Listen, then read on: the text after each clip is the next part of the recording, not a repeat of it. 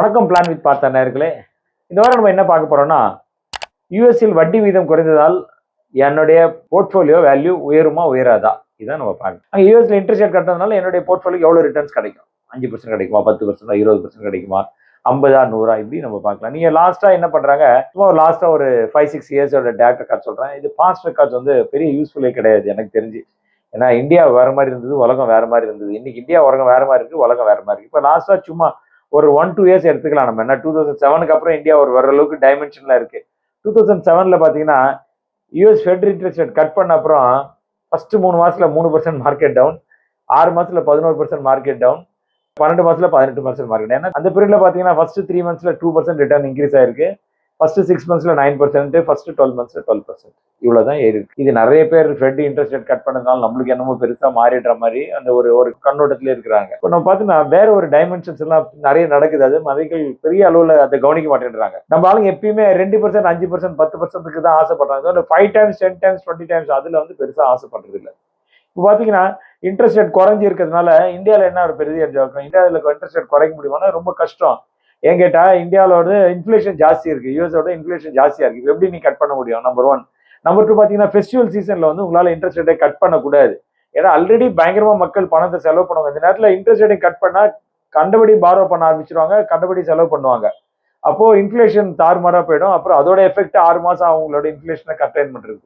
நம்மளுக்கு என்ன அட்வான்டேஜா இருக்குன்னா, மான்சூன் கொஞ்சம் பெட்டரா இருந்தா ஃபுட் ரிலேட்டட் ப்ராடக்ட் கொஞ்சம் பெட்டரா கிடைக்கணும். அதனால இன்ஃபிளேஷன் குறைஞ்சதுன்னா இட் இஸ் ஓகே. இப்போ க்ரூட் பார்த்துட்டு இருக்கோம், வேர்ல்டு வைட் ஃபுல்லா க்ரூட் பயங்கரமா இறங்கிட்டு இருக்கு. ஏன் இறங்குது வேர்ல்டு வைட் ஃபுல்லா? என்ன பிகாஸ் வேர்ல்டு வைட் ஃபுல்லா எக்கானமி ரிசிஸ்டன்ல தான் இருக்கும் அப்படின்னு எதிர்பார்க்குறாங்க. போகிறதுனால இப்போ வந்து க்ரூட் வந்து 69-73 US டாலர்ஸ் வரைக்கும் க்ரூட் போய் வந்துட்டு இருக்கு. ஸோ க்ரூட் இறங்கினா இந்தியாவுக்கு பெரிய அட்வான்டேஜ். ஏன்னா பிகாஸ் இந்தியா எக்ஸ்போர்ட் 80% கிட்டத்தட்ட எக்ஸ்போர்ட் பண்றோம். அதே நேரத்தில் நம்மளுக்கு எக்ஸ்போர்ட் பண்ண முடியாது, இம்போர்ட் பண்றோம். இம்போர்ட் பண்றோம். எக்ஸ்போர்ட் நம்மளால ஜாஸ்தி பண்ண முடியாது. ஏன்னா வேர்ல்டு வைட் எக்கானமி எல்லாம் ஸ்டாண்ட்ஸ்ல இருக்கு. இந்த மாதிரி ஒரு டைலமான ஒரு சுச்சுவேஷன்ல யூஎஸ் ஃபெட் ரேட் இன்க்ரீஸ் பண்றதுனால என் போர்ட்ஃபோலியோ 25% ஏறிடும் நீங்க நினைச்சிருந்தீங்கன்னா ஏற போறது இல்லை கண்டிப்பா. ஆனா இன்னொரு டைமென்ஷனை நீங்க பாத்தீங்கன்னா எப்படி வந்து எக்கானமி ஷிஃப்ட் ஆகும்போது எவ்வளவு பெனிஃபிட் இருக்கு அப்படின்னு பார்க்கலாம்.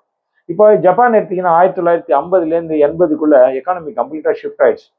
அவங்க என்ன பண்ணாங்க, மேனுஃபேக்சரிங்கா இருக்கட்டும், கன்சியூமரா இருக்கட்டும், இவங்களுக்கு தெரியும் கன்சியூமர்னா சோனி, கெனான் இந்த மாதிரி ஐட்டமா இருக்கட்டும், ஆட்டோமொபைல் உங்களுக்கே தெரியும், யூஎஸ் ஆட்டோமொபைல்ஸ் எல்லாம் நிறைய ஏறின்னு இருக்கும். ஹெவி எக்யூப்மெண்ட்ஸ் பார்த்தீங்கன்னா வேற மாதிரி இருக்கும். மாதிரி எக்கானமி பெரிய லெவல்ல மாற மாற என்ன ஆச்சு, அவங்களோட மார்க்கெட்டு நிக்கி வந்து நம்ம சென்செக்ஸ் மாதிரி அவங்களோட நிக்கின்னு ஒரு இண்டெக்ஸ் இருக்கு. அந்த இண்டெக்ஸ் எவ்வளவு டைம்ஸ் ஏறி தெரியுமா? 65 டைம்ஸ். யோசிச்சு பாருங்க, 65 டைம்ஸ் உங்களோட போர்ட்ஃபோலியோ. இப்போ உங்களோட போர்ட்ஃபோலியோ 1 crore வச்சுக்கோங்க, 65 டைம்ஸ் ஏறினா எப்படி ஆகும்? 65 கோடி போய் நிற்கும். ஸோ இது மாதிரி இருந்திருக்கு. அதே மாதிரி கொரியால நீங்க பாத்தீங்கன்னா 1983 90க்குள்ள பாத்தீங்கன்னு வச்சுக்கோங்க, அவனோட இண்டெக்ஸ் கோஸ்பி வந்து 7 டைம்ஸ் ஏறி இருக்கான். அப்படின்னா எவ்வளவு? 1 கோடி இருந்தா 7 கோடி ஆயிரும். இதே தாய்வான்ல இதே மாதிரி ஒரு சுச்சுவேஷன் 1966லேருந்து 90 வரைக்கும் அவங்க எக்கானமி வேற டைமென்ஷன்ல மூவ் ஆயிட்டு இருந்தது. அப்போ எவ்வளவு போயிருக்கு? 45 டைம்ஸ் போயிருக்கு. அப்போ ஒரு கண்ட்ரியோட மார்க்கெட் கம்ப்ளீட் டைனமிக்ஸ் மாறணும், என்ன ஆகணும்? பர் கேபிட்டா இன்க்ரீஸ் ஆகணும். இந்த மொமெண்ட் பர் கேபிட்டா இன்க்ரீஸ் ஆச்சுன்னா எக்ஸ்பென்சஸ் ஸ்பெண்டிங் இன்க்ரீஸ் பண்ணிடும். அப்போ ஸ்பெண்டிங் இன்க்ரீஸ் ஆச்சுன்னா என்ன ஆகும்? மேனுஃபேக்சரிங் ஜாஸ்தி ஆகும். இது ஒரு சைடு. இப்போ India after long time export பண்றாங்க. இந்த கண்ட்ரி நம்ம பேசின கண்ட்ரி எடுத்துக்கோங்க, ஜப்பானா இருக்கட்டும், கொரியாவா இருக்கட்டும், தாய்வான், அவங்க உள்ள உண்டி சம்பாதிக்கல. they started to export their products throughout the world. இப்போ உங்க மார்க்கெட்டுக்குள்ள சப்ளை பண்ற சின்ன மார்க்கெட் வேர்ல்டு வைட் ஃபுல்லா பெரிய மார்க்கெட். வெளியே மார்க்கெட்டுக்குள்ள போகும்போது உங்களால ப்ரீமியமும் வச்சுக்க முடியும். கண்ட்ரிக்குள்ள வைக்கும்போது லாட் ஆஃப் ப்ரெஷர் இருக்கும். கண்ட்ரிக்கு வெளியில போகும்போது ப்ரீமியம் வச்சு வைக்கலாம் உங்க ப்ராடக்ட். அப்போ இந்தியா எக்ஸ்போர்ட் இன்க்ரீஸ் ஆக என்ன ஆகும்? India will become a premium country ஆயிடும். You can sell your product on a premium at a best cost. ஏன்னா because India labour little cheaper இல்லையா? அதை பண்ணும்போது நம்மளுக்கு பெரிய இருக்கும். அப்போ இந்த மாதிரி ஒரு டைமென்ஷன்ல நீங்க இருக்கிறீங்க. அப்போ உங்களோட எண்ணங்கள் இந்த மார்க்கெட்ல நான் 10 வருஷம், 15 வருஷம், 20 வருஷம் இருக்கிறதுக்கு நான் தயாராயிட்டேன், இந்தியா 2047ல ஒரு பெரிய கண்ட்ரியா பேசுறாங்க அப்படின்னு பாயிண்ட் எல்லாம் நீங்க எடுத்து பார்த்து இந்தியா பிகம் செகண்ட் லார்ஜஸ்ட் கண்ட்ரியா வருது, இதை மாதிரி பேசுறோம். நிறைய இந்தியாவோட ஸ்டாக்ஸ் வந்து எமர்ஜிங் இண்டெக்ஸ்ல வந்து ஆட் பண்றது, அந்த ஸ்டாக்ஸ் ஆட் பண்ணணும். அப்போ எஃப்ஐஎஸ் கொண்டாந்து இன்வெஸ்ட் பண்றது, இந்த மாதிரி நிறைய டைமென்ஷன்ஸ் மாறும்போது என்ன ஆகும்? இந்த 3%, 5%, 10%லாம் கிடையாது. உங்களோட இது வந்து டைம்ஸ்ல போகும். 10%க்கு பதிலாக 10 டைம்ஸ், 5 டைம்ஸ், 15 டைம்ஸ், 25 டைம்ஸ். இந்த டைம்ஸ் மாறிச்சுன்னா நம்மளோட இன்வெஸ்ட்மெண்ட்ஸோட டைனமிக்ஸே மாறிடும். ஸோ இப்போ நீங்க ஒரு லாங் டேர்ம் முதலீட்டாளர் இருந்தா இப்போ நம்ம எப்படி எதிர்பார்க்கணும்னா என்னுடைய போர்ட்ஃபோலியோ 10 டைம்ஸ் இன்க்ரீஸ் ஆகணும், 20 டைம்ஸ் இருக்கணும். அதனால I'm not telling you to go and trade, நான் மேனிபுலேட் பண்ண சொல்ல. Just stay invested. உங்களோட போர்ட்ஃபோலியோ இந்த மாதிரி ஒரு புதிய டைமென்ஷன்ல மாறணும். அதுக்கு என்ன வேணும்னா இந்தியா கவர்மெண்ட், எந்த கவர்மெண்ட் இருந்தாலும் கொஞ்சம் மேனுஃபேக்சரிங்கு, எக்ஸ்போர்ட் ஓரியன்டுக்கு நிறைய த்ரஸ்ட் கொடுத்துனே இருந்தால் என்ன ஆகும், அந்த நேரத்தில் வந்து அதோட டைமென்ஷன் இன்க்ரீஸ் ஆகிடும். அப்போ இந்தியாவில் வந்து வேலை வாய்ப்புகள் வந்து நம்மளுக்கு ரொம்ப கம்மியாக இருக்கு இல்லையா. இப்போ நீ எக்ஸ்போர்ட் நிறைய பண்ணினே இருந்தால் என்ன ஆகும், இங்கே இருக்க வேலை வாய்ப்புகள் பெருகுமா? ஒரு சைடில் வேலை வாய்ப்பு பெறும், ஒரு சைடில் எக்ஸ்போர்ட் பண்ணுவீங்க. ஒரு வேலை வேலை வாய்ப்புனா அவனோட செலவுகள் இன்க்ரீஸ் ஆகும், அவன் செலவுலன்னா இங்கே இருக்க லோக்கல் டிமாண்ட் இன்க்ரீஸ் ஆகும். ஸோ இப்படி அவனோட பர் கேபிட்டா இன்கம் இன்க்ரீஸ் ஆச்சுன்னா வேற டைமென்ஷனுக்கு கண்ட்ரியே மாறிடும்.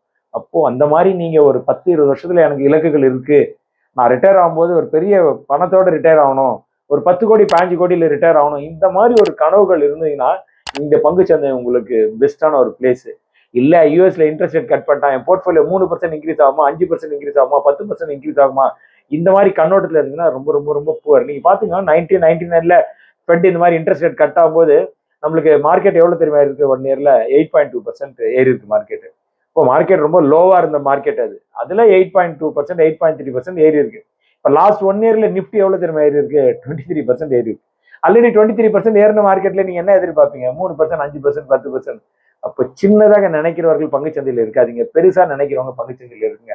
ஆனால் யாரா இருந்தாலும் இலக்குகள் அடிப்படையில் நீங்க முதலீடு பண்ணீங்கன்னா உங்களுக்கு நிச்சயமா ஒரு எதிர்காலங்கள், பயங்கரமான ஒரு எதிர்காலம் இந்தியாவை பொறுத்தவரைக்கும் இருக்கலாம். ஏன்னா இந்தியா அந்த மாதிரி ஒரு அசுர வளர்ச்சிக்குள்ள போகுது இந்தியா.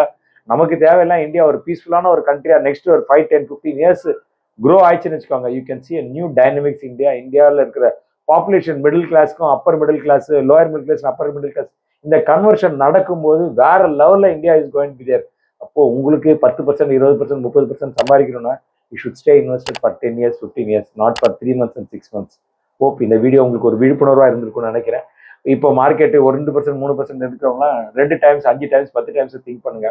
அப்போ உங்களோட மார்க்கெட்ல எவ்வளவு நாள் ஸ்டே இன்வெஸ்ட் பண்ணிருக்கணும், எவ்வளவு ரிஸ்க் எடுக்கணும், எப்போ நம்ம ப்ராஃபிட் புக் பண்ணணும், இந்த மாதிரி ஒரு கண்ணோட்டத்துக்குள்ள உங்களுக்கு வரலாம். மார்க்கெட் நாளைக்கு கூட இன்னொரு 1 வாரத்துல 6 மாசத்துல 5 to 10% கரெக்ஷன்ஸ் வரலாம். நிறைய சொல்லிட்டே இருக்காங்க லாஸ்ட் 1.5 இயர்ஸா 5 to 10%.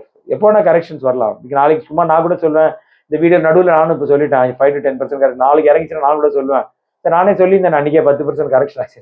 So that is not right. When you are looking for a long term portfolio, goal ஓரியன்டாக போங்க. அப்போ உங்களோட பணத்தை மல்டிபிள் பண்ணுறதுக்கு வாய்ப்புகள் இருக்கும். ஹோப் இந்த வீடியோ உங்களுக்கு யூஸ்ஃபுல்லாக இருந்திருக்கும். இப்போ 2-3 அந்த டேபிள்ஸ் எல்லாம் கொடுக்க சொல்கிறேன், உங்களுக்கு அது பாருங்க. இப்போ உங்களுக்கு நீண்ட கால இலக்குகளுக்கு என்னுடைய போர்ட்ஃபோலியோ பில்ட் பண்ணோம், இலக்குகள் அடிப்படையில் நான் வெல்த்தை கிரியேட் பண்ணோம் அப்படின்னு உங்களுக்கு ரொம்ப ஆசையாக இருக்கு, கோடீஸ்வரன் ஆகணும்னு ஆசையாக இருந்ததுன்னா நீங்கள் கீழே கொடுத்துருக்க நம்பரை கூப்பிடுங்க, அவங்க உங்களுக்கு ஹெல்ப் பண்ணுவாங்க. உங்களுக்கு கோடீஸ்வரன் கனவுகளுக்கு நாங்களும் துணை நிற்போம். நன்றி, வணக்கம்.